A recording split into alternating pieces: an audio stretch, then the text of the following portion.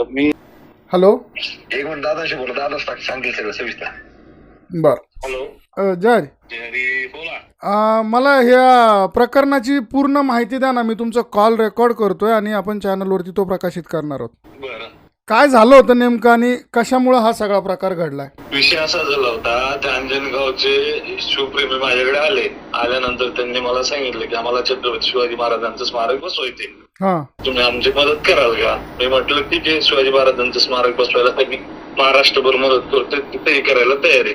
हा हा. जेव्हा त्यांनी ते स्मारक नेऊन बसवल्यानंतर मला दुसऱ्या दिवशी 2-3 वाजता दुपारी कॉन्टॅक्ट झाला. बर. किंवा पोलीस प्रशासन ते स्मारक काढते. अच्छा. पण ते पोलीस प्रशासन स्मारक काढते म्हटल्यानंतर मी होतो जळगावकडे. मी तिथून मला पोहोचायला रात्री 3 वाजले. पोलीस प्रशासनाने तिथं लाठीचार्ज केलेला, दगड आणलेले किंवा जे काही झालं ते सगळा गोंधळ सगळ्या मीडियाला व्हिडिओ सहित आलेला आहे. बर. आणि ते तुम्हाला पण मी पाठवतो. बर. त्यानंतर मग तिथे जे लक्ष्मण हाके आहे हम्म. ते जे बोलले की मी उद्या येतोय, त्यांनी ते 9 वाजता येतोय असं तसं जे बोलले ते माझ्या महाराजांच्या स्मारकाला विरोध करण्याचं काही कारण नाही. बरोबर. तिथल्या स्थानिक लोकांचं जे काय मंदिराचे पुजारी वगैरे आहेत त्यांचं आणि म्हणजे लक्ष्मण हाकेचं यांचं म्हणणं आहे की ती जागा मंदिराची आहे आणि त्या मंदिराच्या जागेच्या माध्यमातून आपण शिवाजी महाराज बसून ती जागा घेण्याचा प्रयत्न करतोय. तर मी एकाच मुद्द्यावर आहे की छत्रपती शिवाजी महाराजांचं स्मारक बसल्याने मंदिराची जागा कुठं ती काही जाणार नाही असेल तर, आणि ती जी जागा आहे ती मंदिराची आहे की BNCची आहे ती मोजणी झाल्यावर सिद्ध होईल. त्यामुळं लक्ष्मण हाकेने तिथे येऊन काय तो जो काय व्हिडिओ व्हायरल केला किंवा येण्याची भाषा केली, ती जर केली नसती तर हा वादच उभा राहिला नसता. असा एकूण सगळा प्रकार आहे. म्हणजे आता तुमचं म्हणणं असं आहे की ती जी जागा आहे त्या जागेचा 7/12चा काही उल्लेख तुम्ही केला होता का? हो, ती जागेचं माझ्याकडे जे सिटी सर्व्हेचं आलंय ते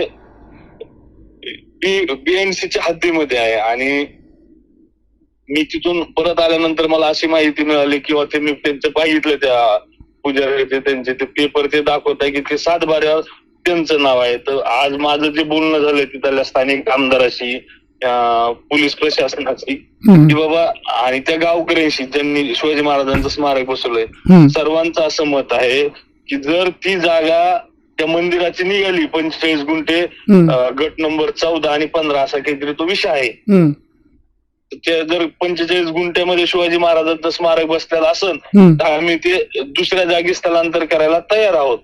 अच्छा. पण जर ती मंदिराची जागा नसेल तर आम्ही ते स्थलांतर करणार नाहीत. मग माझं एवढंच म्हणणं आहे किंवा ती मंदिराची जागा असो किंवा नसो, छत्रपती शिवाजी महाराजांमुळेच मंदिर आहे ना. बरोबर.